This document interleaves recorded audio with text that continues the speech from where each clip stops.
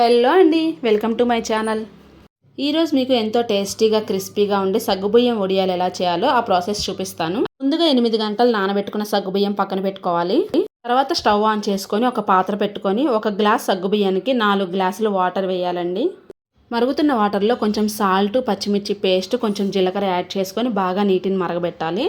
తర్వాత బాగా మరిగిన తర్వాత మనం నానబెట్టుకున్న సగ్గుబియ్యాన్ని అందులో యాడ్ చేయాలి. అందులో కొంచెం కస్తూరి మేతి వేసుకుంటే టేస్టీగా చాలా బాగుంటుంది.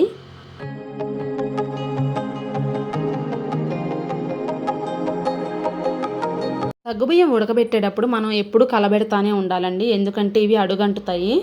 ఈ మిశ్రమం అంతా బాగా చిక్కబడిన తర్వాత తీసి పక్కన పెట్టుకోవాలి. మిశ్రమం అంతా కొంచెం చల్లారిన తర్వాత నీట్గా క్లీన్ చేసిన పాలిథిన్ కవర్లో ఎండబెడితే ఇలా ఉంటాయి.